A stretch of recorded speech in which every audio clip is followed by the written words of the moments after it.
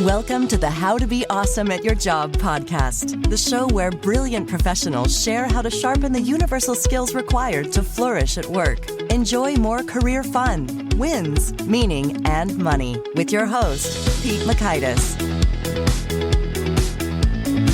Hello, and thanks for joining us here for episode 632. We've got Dave Crenshaw back, and he is talking about how to reclaim a whopping 40 hours every month. It's exciting stuff. The time that is just hiding, how to snag it. So you'll learn, 1, the right and wrong way to multitask, 2, why we love to switch tasks and how you can break that habit, and 3, how a 2% increase in productivity can in fact make all the difference. So if you want to check out the show notes or the transcript or the links to items we've referenced, you'll find them at awesomeatyourjob.com/F632.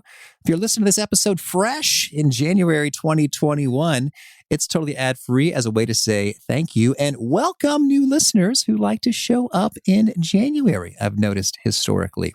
So I'm going to give a 1-minute rundown of some cool stuff new listeners might want to know about. Old listeners, you might skip ahead a minute or hear a little refresher for cool stuff that we have. And here's the spiel. 1, welcome. I am delighted to have you here.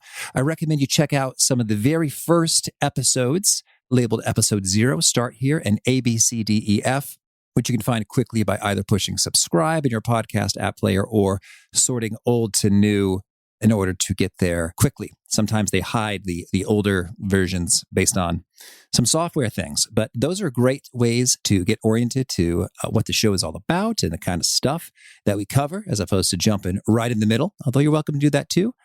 We got a ton of nifty resources over at awesomeatyourjob.com, such as the Gold Nugget Summaries, which is an email you can read in about 2 to 3 minutes each time a new episode comes live, as well as access to the archive or vault of every one of these summaries we've written up for each of the guests. So that's handy. And you can also search the full text transcripts at awesomeatyourjob.com, find any episode you need based on the tagging of the topic and subtopic and competency covered, and just a lot of great stuff to make the most of your fun learning action with awesomeatyourjob.com. Now, enough about us. Let's hear about Dave. Dave Crenshaw develops productive leaders in Fortune 500 companies, universities, and organizations of every size. He's appeared in Time Magazine, USA Today, Fast Company, and the BBC News. His courses on LinkedIn Learning have been viewed tens of millions of times. His 5 books have been published in 8 languages, the most popular of which is called The Myth of Multitasking, a time management bestseller. As an author, speaker, and online instructor, Dave has transformed the lives and careers of hundreds of thousands around the world. Big thanks to Dave for sharing his wisdom with us. And big thanks to our sponsors. Check them out. One sponsor to check out is Bamboo HR. I love owning my own business, but I do not love doing government compliancy things. HR is hard, but Bamboo HR is easy. Bamboo HR is a powerful yet flexible all-in-one HR solution for your growing business. Wrangling benefits, onboarding, performance, recruiting, reporting, vacation time, trainings, oh my, can take hours. But with Bamboo HR, it can take mere minutes. Setting up a demo account is ridiculously easy. I didn't have to coordinate calendars to schedule a demo with a sales rep. Nope. I just created a sample account with sample data within 3 minutes of visiting their website, so I could immediately behold its vast capabilities. The software is genuinely beautiful in its breadth and simplicity. No wonder 34,000 companies trust Bamboo HR with their HR needs. So reclaim your time and check out the free demo at bamboohr.com/free demo. See for yourself all that Bamboo HR can do and how truly affordable it can be too. That's bamboohr.com/free demo. One more time, bamboohr.com/free demo. One sponsor to check out is EarthBreeze. I recently saw a Netflix documentary that talks about all the plastic that we throw away and we try to recycle, but it doesn't really get recycled. So I've been trying to reduce my plastic, and the most wonderful way that I've been doing so has been skipping those gigantic laundry detergent bottles for EarthBreeze detergent sheets. EarthBreeze detergent comes in super convenient cardboard, plastic-free packaging, so it's much more eco-friendly than your normal detergent. And I love how portable and quick and easy they are, and I save a pretty reasonable amount of time skipping having to carefully pour and measure liquid detergent into the machine by just tossing a quick and easy sheet in there. I personally like their scent-free version, so check out Earth Breeze for an easy way to get clean clothes without the plastic waste and get 40% off with your subscription at earthbreeze.com/awesome. That's earthbreeze.com/awesome. Now, here's Dave. Dave, thanks so much for joining us again on the How to Be Awesome at Your Job podcast. Hey, I'm thrilled to be back, Pete. Well, last time we talked about having fun and how that's super important. And I tell you what, your words come back to me frequently when I'm like having fun in the middle of the workday on a break. I was like, is this appropriate? It's like, Dave said it's going to make me better. So yes. Thank you. So tell me, how are you having fun these days? Well, I take July and December off now every year. Oh, there you go. Well done. So I just came off of a nice long December break, spent some time hanging out with the kids. I may or may not have played a little too much Xbox, so I'm feeling good. I'm feeling rested and ready to go. Did you get the new Xbox? I did. I did too. I made that a priority. Well, kudos. Those were hard to snag for a little while there. Yeah. Well, let's talk about multitasking. So you've got your second edition here coming out, The Myth of Multitasking. I want to really dig deep into this. First of all, what's the big idea here? What is the myth of multitasking? The myth of multitasking is that multitasking simply does not exist, not in the way that people think about it. The word is an inelegant and improper word to describe various things that could be happening. So what I cover in the book is helping people understand what really is occurring in their day when they try to do multiple things at the same time and identify whether they're being productive when they do it or whether they're really screwing things up while they're attempting it. Oh, well, I love the way you teed that up. It sounds like there's some nuance and some distinguishing to be done, which is why I wanted to have this conversation with you, because that's kind of come up before a bit, but I think we can drill really deep here. So yeah. If multitasking isn't the appropriate term, what alternatives do you think we might and should be using? Sure. So what I present in the book is that one of two things are happening. Either you are switch tasking or you are back tasking.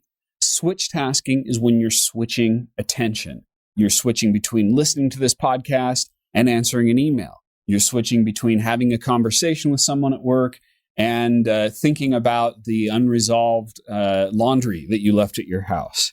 And every time you switch your attention from one thing to something else, you pay a cost associated with that. So switch tasking is always ineffective, and we can go more into depth on that. The other is back tasking. That's where something mindless, mundane, or automatic is occurring in the background. For instance, I'm listening to this podcast while I'm exercising, right? Hopefully at this point, I don't have to pay attention to how I run on the treadmill. I can focus on Pete talking. And that can be productive.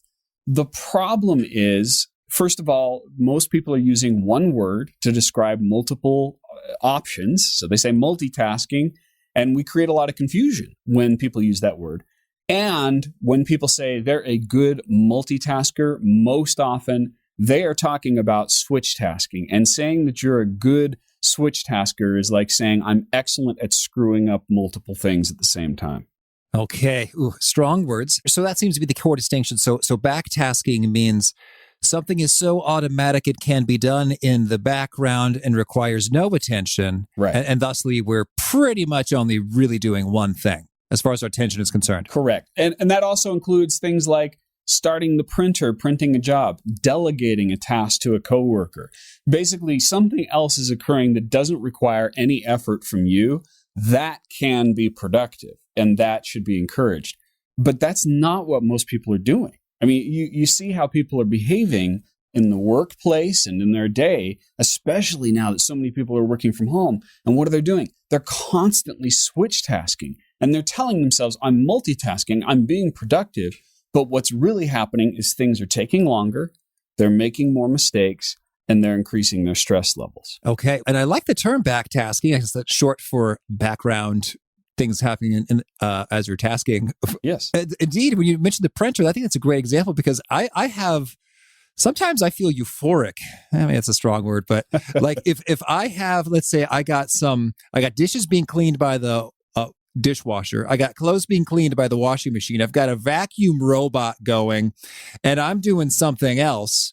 I mean, that's like nirvana for me in a productivity nerd kind of a way. Well, and you even have your podcast working for you. Wow. It's true. People are listening. I mean, you've got a podcast working for you right now while we're recording this podcast. So that's effective backtasking. That's totally true. Thousands of listeners as I sleep. I get a kick out of it when I see people, like sometimes I'll refresh and I see downloads happening like at late night on like a holiday or something. Oh, well, we got to talk about that. That's a different issue altogether. Like I shouldn't be refreshing my podcast stats on a holiday. Correct. Yes, that's something else.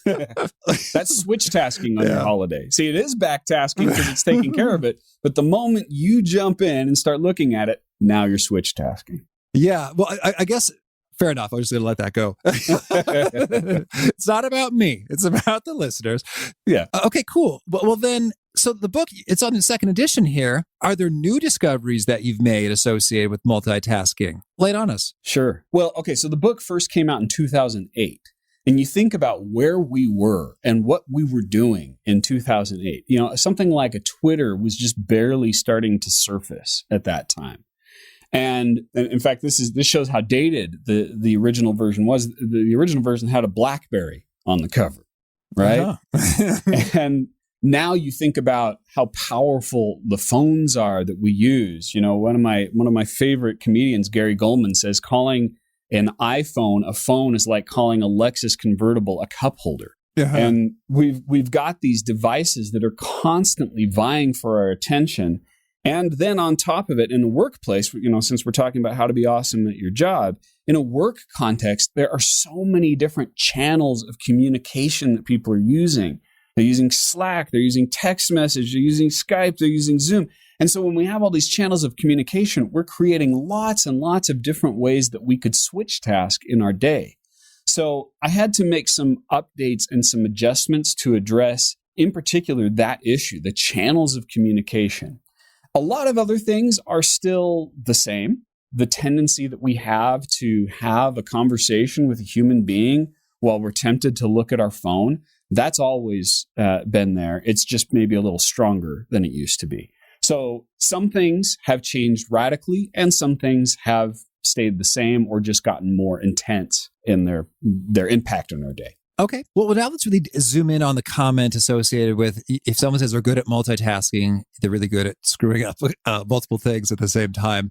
Yeah. So, all right, lay it on us. Many people really do think they're good at multitasking. Are you going to tell them their own experience is wrong, Dave? How do you counter that? Well, honestly, the best way that I have to counter it, and it's not going to work well in the podcast, but I can tell people where they can get it. And of course, it's in the book. There's an exercise that I do. I do it in my live presentations. I do it in the book. And if you go to davecrenshaw.com/exercise, you can find it. And I do an exercise in the book where first someone performs a task. It's just simple, just copying numbers and letters, right? And they focus on that for 30 seconds and they do it and they see how long it takes. And then we do it again, but this time we switch task. So for instance, if I was just doing the alphabet, I would write A and then I would write 1 and then I'd write B and then I'd write 2. And that simple exercise does far more to convince someone than me rambling on for 30 minutes about the scientific studies. And there's a mound of scientific evidence that shows that it's less effective. But when you get someone to experience firsthand how much they screw things up doing the most simple thing in the world, it opens people's eyes. The truth is right in front of them and they can't hide from it. And what you'll see is, first of all, everything takes longer. And the mistakes, people start, just writing weird numbers and letters and they're crossing things out and they're going up and down and their work it just goes all over the place.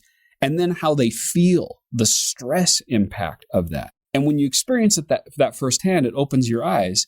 And then you start thinking about what your workday is like and why at the end of the day you feel so stressed out and why you feel like you didn't really accomplish anything that whole day. And it's simply because you were switching rapidly throughout the day between all these different activities. I have seen one of your videos in which you did that exercise, and it is, you're right. Seeing is believing in terms of like you feel it, and then so folks might counter that by saying, well, I never really actually have to list the letters and the numbers in order while alternating. So can you drop some additional sort of research studies in terms of like maybe just how can we convincingly, compellingly prove that this is a big deal? It's not like you're, 3% less effective, but rather massively less effective when you multitask. Yeah. Well, okay. So just a few things to consider. There was a study by Rescue Time that found that the average number of minutes a worker can go until checking their email or instant messages. So that's excluding all the other things like other people interrupting them. 6 minutes. No kidding. Every 6 minutes, on average, someone checks their email or instant messages. Then you consider that there's a cost associated with that. It's not just the check, right? You got to look at it, and then you've got to remember, where was I? Right? I could be in the middle of writing an email, and then another email comes in or a text message. So I stop. I look at the text message. I read it. I go, okay, and they're asking me this question. I say, all right. I type back. The answer's 42. I send it back. Now what do I need to do? Now I have to return to the email I was writing. I have to reread everything that I was doing. I have to get my train of thought back to that frame of reference, and then I can start working again. Another study out of Michigan State found that just under a 3-second interruption doubles the likelihood of making a mistake. Just 3 seconds.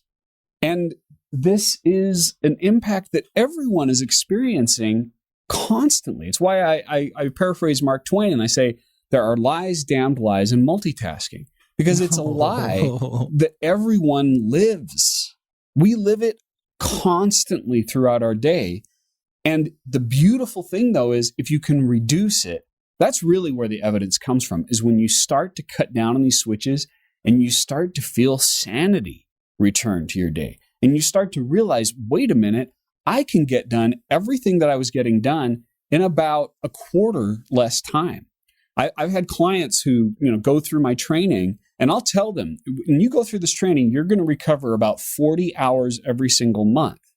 And they think that's insane. That's an unbelievable claim. And I used to hear it coming out of my mouth and say it's an unbelievable claim. But I have had people literally tell me, Pete, they say, I thought you were crazy. Now it's 3:00 in the afternoon. I don't know what to do with myself. And it's simply by reducing one thing.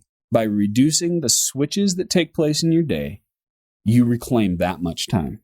That is striking. Well, maybe could you share with us maybe a particular success story that 3 p.m. that drives it home in terms of it being real, in terms of really painting a picture for what was this person's life and work like before? What did they start doing differently? And then what results did they see from that? Yeah, well, in that case, and I don't have direct permission from this individual to use his name, so I won't use his name. Hank. Okay, yeah, Hank.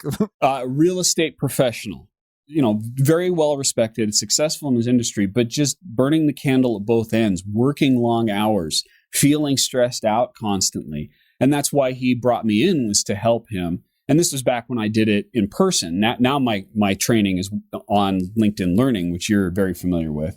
But, he brought me in to help him with this. And what we did is we started to look at how many different interruptions he was getting in his day. And we were saying, okay, which of these are absolutely necessary? Because you can't get rid of all switches. I never make that claim, and no one should ever think that that's what I'm saying. But what you can do is you can implement strategies to reduce the number of switches. Which of these interruptions can wait? Rather than leaving my phone on 24/7 and setting an expectation that I'm going to answer every time you call, what if I checked my messages every hour on the hour? When you think about that, especially like in a real estate business, that reduces the number of switches by an order of magnitude. I mean, now we've cut it down by 50% or more, the number of interruptions that are taking place in your hour. If he said, rather than checking email constantly, that's what most people do, right? Either their phone notifies them or they're constantly hitting send and receive, sitting at their desktop computer. And if instead we say, here is a scheduled time in my day 3 times in my day when I'm going to check my email. That kind of stuff cuts down. And so it was little strategies like that I implemented with him that just stacked on top of each other and helped him realize, wait a minute, I can perform much more productively if I start to emphasize my ability to focus. Okay. Well, that's exciting. And so let's hit the word cost for me here. You say when we do a switch, we incur a cost. Yeah. Tell me, what are the types of costs and just how costly is it? Sure. We heard about making more mistakes and taking longer. Do we have any quantification on any of that? Yeah, well, the quantification really depends upon the individual. Some people pay less cost than others. The bargain shoppers. Oh, yeah. Well, and, there's a question that often gets brought up about the statement that women can multitask and men can't, right? And there have been studies into this. Some will say there's no difference at all. I've seen some that say less. I have consulted a lot of female executives, business owners, and what I would say from my experience is that women do incur less switching costs than men do. But there's a problem with that statement. They're still incurring switching cost. And what is that cost? More than zero. Yeah. What is the cost? It's the amount of time that it takes to recover. The mental recovery time, sometimes even the physical recovery time of locating the thing that you set down and forgot where it was. There are a handful of costs that we incur every time we switch our attention. Even if, and this is a funny thing, this shouldn't surprise you as someone who wrote a book called The Power of Having Fun. Occasionally I'll recommend that people practice learning how to focus simply by just watching a show on Netflix, but doing nothing else. As I say that statement, I know that there's probably half your audience that feels tension at the thought of that, right? No snacks, no bathroom, no texting. Well, okay, bathroom, we'll let that go. Well, you could do that before or after the show, I think. Yeah, exactly. But what about not media multitasking? What about not looking at your phone while you're doing it? What about not looking up on IMDb? Who's that actor that I've seen before while I'm watching it? Our brains have become so conditioned and hardwired to jump from task to task, from thought to thought, that we are creating a situation where we are perpetuating switch tasking in everything that we do. And so there's that other part of it, which is the amount of time that we gain, but it's also the amount of stress that we relieve when we stop behaving like we're a CPU that's being overclocked. Okay. And so then any sense for how many minutes that is? I heard one study, I think it was from Microsoft, that when you entertain an email interruption, it could take like 24 minutes to get back to what you were doing. Yeah. Is that valid, or are there other stuff in that ballpark? I imagine you said it does vary from person to person, but I would just love it if there's anyone on the fence, if we can just nail them with a number. Well, yeah, I've seen that study from Microsoft. It's pretty old, and I see that it still gets cited. One thing to keep in mind with that study is they're talking about software programmers. So it was the amount of time that a programmer took to recover. And that is extremely high for intense tasks like that. Yeah, you're deep into it. I can tell you, like the U of U, University of Utah, they have a great department by David Strayer, where they do a lot of studies. They found that just issuing a voice command to a car while you're driving, it can take 27 seconds to regain your attention. So the answer to that, I wish I could give you a hard number, but I can't, because it varies according to the individual and it varies according to the task that they're performing, both the switch that occurred and the thing that they were doing before. But I can tell you that BaseX Research did a study a while back, and I still find this number to be pretty accurate, which is that the average knowledge worker loses 28% of their day due to interruptions and the recovery time associated with those interruptions. I would say that it's probably closer to over 30 at this point, just based on my field experience. So again, we go back to that question. If you reduce the switches, you can reclaim 40 hours every single month. That is an entire work week every single month. Where does that come from? It's the reduction in switching cost. Okay, powerful stuff. So then, okay, first of all, Why do we do this to ourselves then? I mean, I think some people even know it's destructive and we continue to do it. It's almost like it feels good, or we just got a curiosity that we want to scratch. What's going on inside our brains? Yeah, well, an example of that is that if you haven't seen the documentary on the social dilemma, that is extremely eye-opening. And it talks about how even some of the things that we use, like with social media, are deliberately created to be compulsive and to feel that we must do them. So part of it is the ghost in the machine. It's what's been created that's doing this. And part of it, though, is just human behavior. There's a psychological concept called variable reward ratio, and it's the same thing that drives compulsive gambling. It's the same thing that drives people pulling the lever or pushing the button on the slot machine. And the idea is that sometimes you're going to get a payoff and sometimes you aren't. And that is very attractive to the human mind. We like the randomness of it. And so it becomes, we want to keep pushing the button. Am I going to get at the jackpot? Well, what's the equivalent in our workday? I'm going to hit send and receive.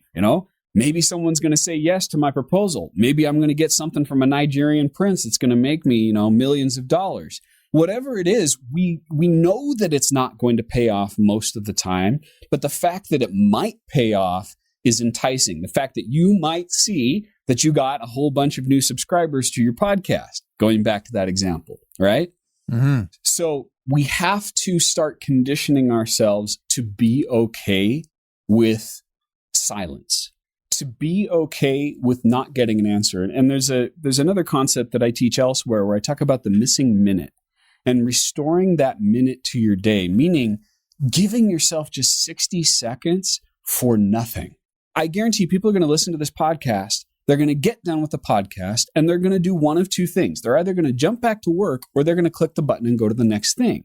Now, that's great for you to get views, but it's not necessarily serving them as much as it could be if they just stopped, set a timer for 60 seconds, and just sat with it.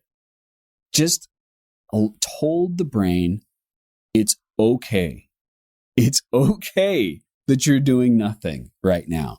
And the more that you create little pockets like that in your day, the more you start to realize I am in control. And you can retake that control 60 seconds at a time. That is inspiring. Well, Dave, perfect transition. I think we've built a real good why. So let's really rip into the how. Okay. What are some of the top sort of high impact, high leverage practices we could engage in to help us reclaim control here? So one of them is taking a 60-second breather to do nothing. I love it. What else? Yeah. And by the way, I like to think of these, I call these switch busters. I like the show Mythbusters. I know it hasn't been around as much for a while. Somehow it just seems up your alley. I don't know you super well, Dave, but it just seems right when you say that. Yeah. So these are little things that you can do to reduce the number of switches in your day. No one of them alone is going to solve the problem, but all of them together start to really build a nice big strategy for reducing switches. So yeah, we've talked about that. I also mentioned about setting a schedule for when you're going to check your email. That, in that case, if someone's taking 6 minutes, every 6 minutes they're checking their email, their instant messages, even if we can cut that down to every hour on the hour, we've reduced the number of switches that you're making by, 60% or more. We're making a big drop. That's like 70 a day. Yeah. 9 eliminated times 8 hours. There you go. Yeah. So now we just do it 8 times a day. Or even better, what about 3? What about the beginning, lunch, and the end of the day? What if it's less than that?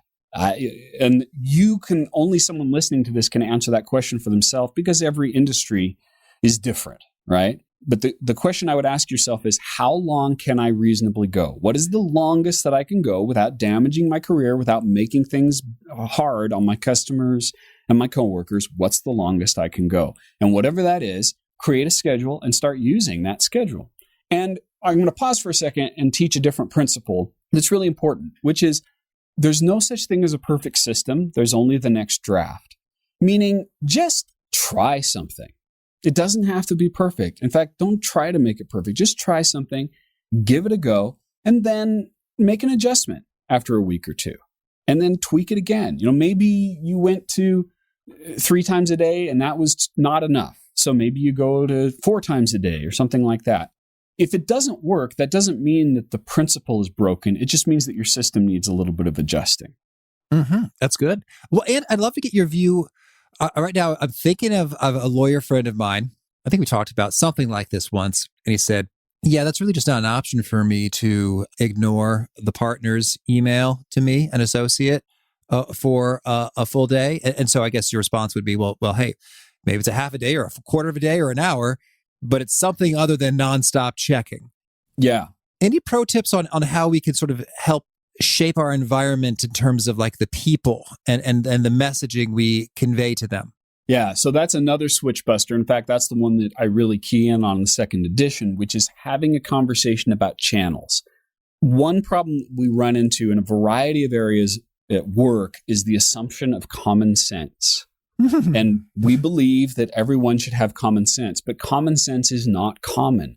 Common sense is the result of repeated life experience. The easiest example of that is, it is common sense, me being an American, that cars belong on the right side of the road, right? But of course. But it is common sense for someone in the UK that they belong on the left. And that is simply because that's what we've seen our entire life. So then we go into the work environment, and let's say that we've got, let's just say that we're using something like Slack to communicate with each other. What is the shared common sense of how much time we should allow until we respond to something? What is the shared common sense of how much time we should allow for an email response? Or what about a text message? So you have a discussion with your team, and you just list out each of the channels: text messages, email, Slack, whatever it is, your phone calls. How long? Let's get together. Let's have a conversation. Let's agree. How long can we wait? And what should these channels be used for? Can we say that text messages are the BAT channel, that they're for emergencies only? So we know if someone sends a text message, it needs to be done within the next several minutes. But we don't put anything into that channel that isn't an emergency. And you have a conversation about what is an emergency. You know, a lot of the stuff that you have at work is not an emergency. It's just an impatiency. Yeah. And your point on common sense there, it's so compelling because people have wildly different expectations. Yes. And this comes up. I facilitated a few training sessions in which we have a norms discussion around email. And it's just wild. Some people are like, oh, you don't need me to reply within an hour? Yes. Oh, wow. And it's just sort of light bulbs go off left and right. It's like, it's some of the easiest result I could deliver in a training, frankly. It's just to have that conversation. And they do it themselves. Yeah. Which is great. And then likewise, I remember, back when I was single and had, some dating activity going on, I remember through a friend of a friend, someone said, well, Pete Makaitis is a real jerk. And I thought, uh-oh, did I not communicate that I'm like seeing other people? I thought I made that clear. And I was all, and then apparently the reason I was a jerk was because I didn't reply to a text message for about 4 hours. And it's like, sometimes I won't reply to my mom's text messages for like 12 hours because, I have all my notifications off and my phone is off to the side and I'm in a good work groove. And that's just sort of how I operate. But there is no common sense. It's all just sort of the expectations you mutually agree upon with the people you interact with. Right. And that illustrates too that, it's not just your team members. You can have those conversations with your customers. There's nothing wrong with educating your customers, saying, hey, if you need to get me for a normal thing, send me an email. I'll respond within a business day. If you have some catastrophic problem, here's my phone number. Use it for that. So you can have these negotiations, this training, whatever you want to think of it, that we all get on the same page as much as is possible. And again, will that get rid of all switches? No. But will it greatly reduce the switches? Yes. And what it will do is it will help us move from the culture of now to the culture of when. The culture of now says, at work, when I have a question, I want an answer now. I'm going to knock on your door, or at least we used to when we weren't working from home. I'm going to knock on your door. I'm going to send you a text message. I'm going to give you a phone call. And if you don't answer any of those, I'm going to keep doing it until I get an answer. This just perpetuates switch tasking in our day. If you move to the culture of when, you say, I will respond to everything and this is when I'm going to do it. This is when you can expect a response. And that one thing alone dramatically saves time and reduces mistakes and helps everybody feel less stressed. That's awesome. Okay. Any other, top tips, Dave? Lay it on us. Well, we kind of danced around this, and this is not going to surprise you at all. Making sure that you have clear time off. Making sure that you have a time when you're going to work and when you're not going to work, and respecting that, because that's going to help you be more focused when it's time to work. Like I just came back after a nice long break, like I mentioned. And so I believe that my success is dependent upon the fact that I did that. Also, though, related to the schedule is scheduling the time for your most valuable activities. If I talk to an average person, they're going to have between 5 and 25 job descriptions, and more if they're a business owner, right? And so what I want to do is I want to look at all those different things and say, which of these is most valuable? Which of these is worth the most per hour? Or which of these is the hardest to replace or will help you advance in your career the most? And then I want to look at the schedule and say, how much time are you spending in this most valuable activity? When is the time of your day or the time of your week when you are least likely to be interrupted? When you can be the most focused? Schedule time to work on that most valuable activity during that time. And that not only will reduce the switches, but it increases your value per hour.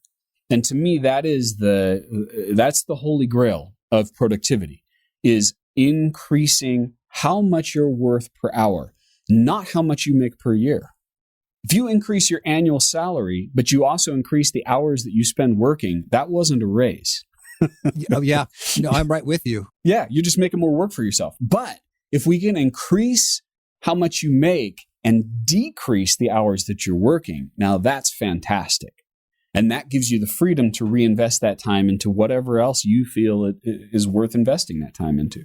Hey, man, I totally agree with you there. And some people say, hey, that might be easy for you self-employed trainer types to say, but I just have a good friend who got a job. It's a sales role, and it was pretty awesome. They said right up front, like, hey, we don't care so much like how many hours you work or which hours you work, so long as that you're hitting these particular goals of new prospect meetings occurring per month.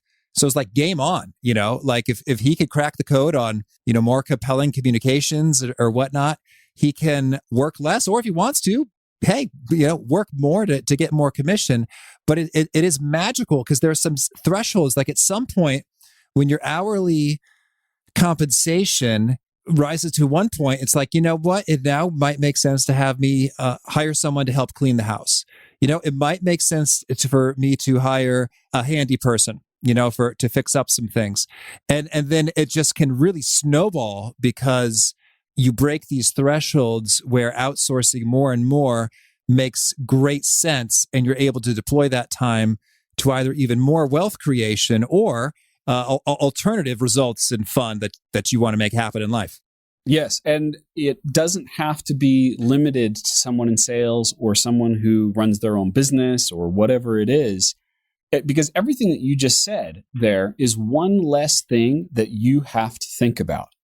One less thing that you have to devote time and attention to, which means less switches. And less switches means you get things done faster, with less mistakes, with less stress. And sometimes people hear that too, and they go, well, okay, that's great, but I can't hire someone to do this and that. Okay, fine.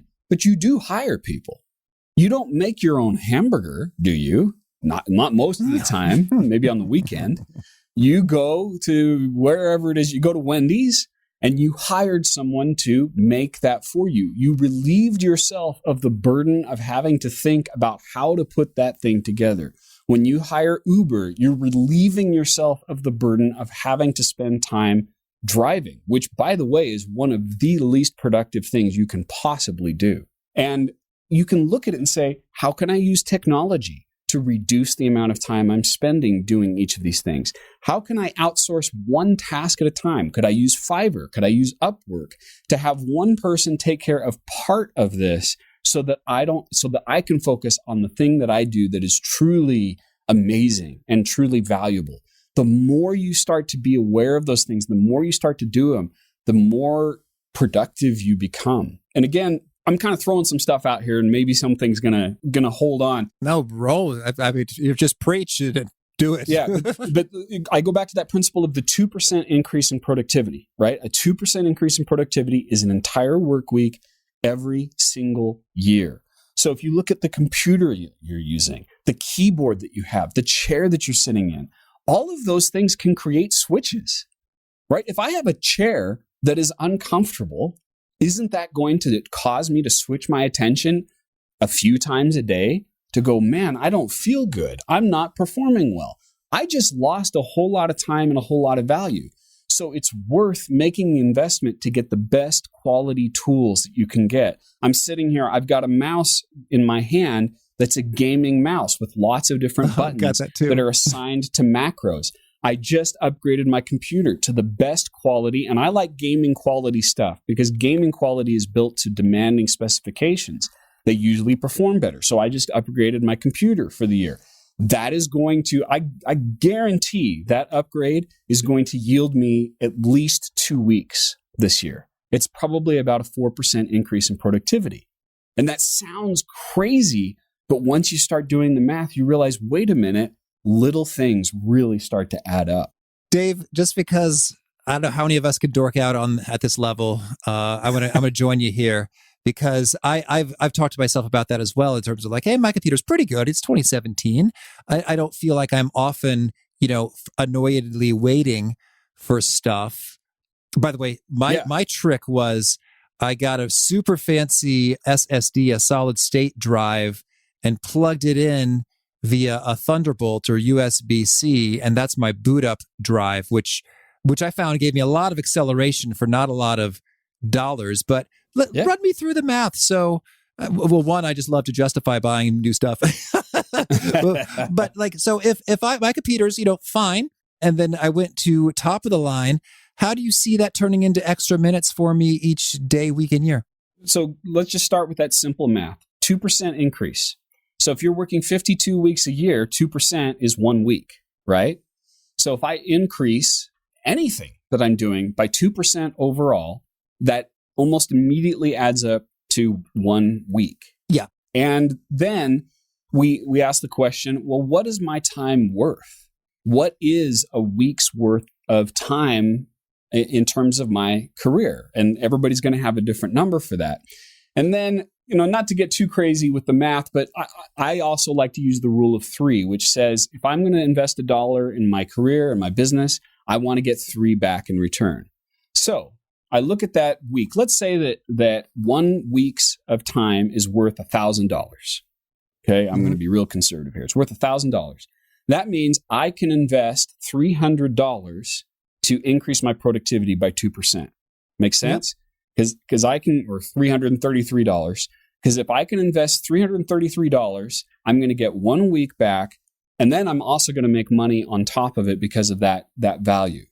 And that's being ultra conservative, because in many cases these time gains stack from year to year. I mean, I recently did a video about this where I was teaching that concept and some of the things that I've done, and I realized looking back over the 20 years of my career, give or take, I've probably gained 3 to 4 years worth of time.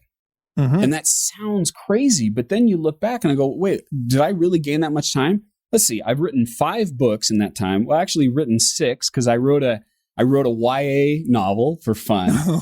I've created 35 courses for LinkedIn Learning. I can just start stacking out the list. And plus, I'm working less hours than I've worked in my life. It is a real principle, and I'm making more than I've ever made. So little things. It started 20 years ago with me doing the same principle, looking at my workspace, looking what I'm saying and saying, how can I gain some time? And every little change has added up and made that happen. That's beautiful. And so, well, here's where I guess the rubber meets the road. So if we want a 2% lift in productivity, and we're thinking about upgrading your computer, then that means in a 480-minute, 8-hour work day, we're going to need a 50th of that. We'll just call it 10 minutes. You think you're gaining 10 minutes a day from your upgraded computer? I think that's an easy question to answer. I mean, in the case of your Thunderbolt drive, didn't you gain 10 minutes? I did, but I want to see if I could justify upgrade the whole computer. Well, so in my case, so I looked at my computer and I actually had mine. The one I had before was a tank. It was probably coming up on 4.5 years. Okay. And, just for tax purposes, I came to the end of the year and I'm like, well, I need to make an investment. So that was an easy one to make. And I probably, just looking at benchmark scores, I probably increased the speed of my computer by 30%. Now, am I going to use that full 30% every time? No, but I'm definitely going to get 4 to 5% out of it constantly all the time. Well, I guess that's what I'm wondering. Like, to zoom in even more, it's like, I don't often find that I'm just sitting waiting for my computer to handle something. Yeah, but that's not the problem. Or that's not the issue. Okay. The issue is, could you wait less? Could things happen faster than you think? And they can. They always can. Not just with the computer, with other things. Are we talking about waiting from like 1.5 second to half a second on a page load open? Is that kind of what the building blocks here? Okay. Yeah. Now, I sense what I know of you, Pete, you're an analytical guy. You want to know the numbers. And I confess that I am entrepreneurial. I do entrepreneurial math. Oh, sure. So I generalize broadly, but I have found that my generalizations actually turn out to be quite accurate over time. So yeah, I'm not like sitting down and crunching the numbers on this, but I can go, reasonably speaking, am I getting that kind of return? Yes. And am I going to be extra conservative with that assumption? Yes. And it usually turns out to be. And so you've noticed like, hey, when I open up a program, I wait less now with my newer computer. Oh, yeah. Okay. Yeah, everything. Chrome opens faster. There are things that we've done, like, for instance, with video editing, because I know you do. Well, that's huge. That. Amen. Yeah, if you're video editing, you're going to need that. Yeah, and I open it up. I'm spending a lot less time with that. Yeah. Totally. Okay, that answers that. Video editing is demanding and makes you wait. But here's another thing that you could do. So I use a thing called Phrase Express, and there are things like this. There are phrase macros, right? And so I found that I was typing the myth of multitasking over and over again. Kind of ironic, right? Uh-huh. So I changed it into a macro where I just type a couple of keys and it spells out the myth of multitasking. You start creating a framework of that where you've got, 50 to 100 phrases. You just boosted your productivity by 2 to 4% quickly. And that doesn't cost hardly anything or maybe nothing at all to implement that. Oof, Dave, good stuff. Tell me, anything else you want to make sure to mention before we shift gears and hear about a couple of your favorite things? Yes. The one thing I would say, and we haven't really hit on this much, is the fourth effect. I've talked about the 3 effects of multitasking, or switch tasking. Things take longer, you make more mistakes, you increase your stress levels. But there's a fourth effect. And this applies even for people who think that they're good multitaskers. They think they can get away with it and still be productive. That's fine. But when you switch task on a human being, even back tasks sometimes, you damage that relationship. And that's unavoidable. Because when you switch task on a human being, you are communicating to them that they are less important than whatever it is you're doing in the moment. And none of us would wake up and start our day and go down and see our spouse and say, "Hi, honey, you're unimportant. What are you going to do today?" Or, someone calls your business, you say, "Thanks for calling XYZ business where you're unimportant. How can I help you?" We would never do that, but that's exactly what we do when we pick up our phone and we're playing with it when our spouse is talking to us, or when we're in a Zoom call and we're kind of checking email out of the corner of our eye.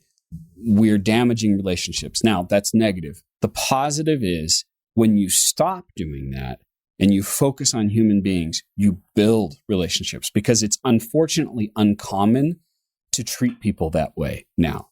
Mm-hmm. So you stand out when you're someone who gives someone your full attention and you build the relationship and you make them feel important. There are just, hundreds of reasons why that's a fantastic thing to do. Beautiful. Thank you. Well, now could you share a favorite quote? Something that you find inspiring? I've got it hanging on my wall right here next to me. It's every time you devote time to practice, you haven't lost. You're always a winner. Any guess where that came from? I'm guessing a sports person, but I don't know. No, it's Bob Ross. Oh, lovely. And so that reminds me that I'm always learning. I'm always making mistakes. And sometimes I can get hard on myself, but I remember that every mistake is a practice. And if I'm practicing, I'm always getting better and always winning. Good old Bob Ross. And how about a favorite book? I'm listening to Is This Anything with Jerry Seinfeld. I am inspired by comedians because so much of what they do is very similar to what I do as a speaker, and they have to hone their craft. And so I like getting inspiration from uncommon places. So Jerry Seinfeld's given that to me right now. And how about a favorite tool? Something you use to be awesome at your job? I always say the calendar is my favorite tool, but in terms of an app, I'm a fan of Evernote. I like the simplicity of it and keeping notes and staying on top of everything. Okay. And tell me, if folks want to learn more or get in touch, where would you point them? Well, if they're interested in getting the myth of multitasking, you go to multitaskbook.com. That'll take you right to the Amazon page. And then, of course, my website, davecrenshaw.com. All sorts of free resources there for you. And do you have a final challenge or call to action for folks looking to be awesome at their jobs? Pay attention. Pay attention today. Think of someone that you're going to talk to, whether it's at work or at home. Practicing at home will help you get better at work. The next person you talk to, give them 100% of your attention.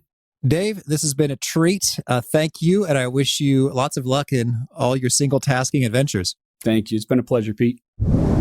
I got such a kick out of much of what Dave said, and it was fun that we could dork out about the percentage improvement and productivity lift and how you can spend money on either tools or outsourcing in order to make the most. And you get a really good snowball effect as your hourly value or income per hour increases. More and more tools, investments, and outsourcing make sense, which then liberates all the more time for you to do all the more high value stuff. So a cool flywheel or snowball or momentum builder reminds me of like video game as you get better and you level up and more things open up. And Dave suggested the game Slay the Spire after we ended the recording, which I played and was fun. For the record, if you're curious. But I think the biggest takeaway, other than cool games that I grabbed from Dave, is that missing minute. Whew. One, I love good alliteration, meh sound on the missing minute. But more importantly, it's so true that if I'm doing almost anything for a good while, like a podcast interview or doing some deep work somewhere, or as you mentioned, maybe even watching a show on Netflix, when my attention is focused on one thing for a long time, that itch, that drive to check something else, to switch immediately is sort of like growing over time. And it's sort of like you just want to itch it immediately, scratch that itch. So it's like, what's in my email? What's in my text messages? What's on Facebook? And so I've sort of noticed that that's there. And then to deliberately choose, you know what? I am going to take a minute to do nothing in between these two things. And it really does make a nice impact in terms of the mental peace. So maybe I'll be able to crank out a bunch of books and a bunch more LinkedIn learning courses like Dave and have time for games and fun as well, which is fun and important. Check out that previous interview with Dave about just how having fun is so important and makes a world of difference in your actual productivity and performance. So again, those show notes, the transcript, and the links to items we've referenced, you can find right on over at awesomeatyourjob.com/EP632.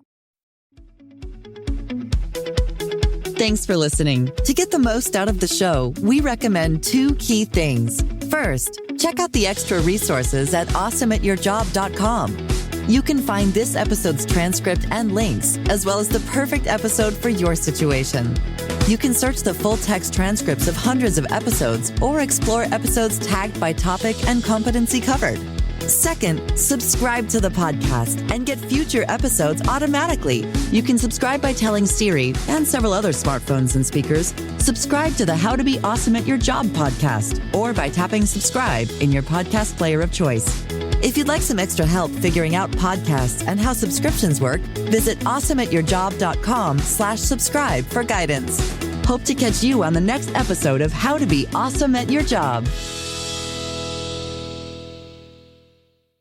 Life can be chaotic. If you're running a retail business, don't let disorganized order fulfillment add to the chaos. Use ShipStation instead. With ShipStation, you never have to worry about shipping and fulfillment again. Whether you're running a business out of your garage or you have multiple warehouses, ShipStation is ideal for every phase of your business's growth. Save time with one login for all your stores and by automating repetitive tasks. Plus, you'll save money with the best shipping rates from global carriers. ShipStation's industry-leading features help you deliver a better customer experience. They'll get accurate and faster shipments along with automated tracking updates with your branding. And with up to 88% off UPS and USPS rates and up to 90% off FedEx rates, ShipStation is the fastest and most affordable way to ship. Calm the chaos. Switch to ShipStation today. Start a free trial at shipstation.com/audio. That's shipstation.com/audio.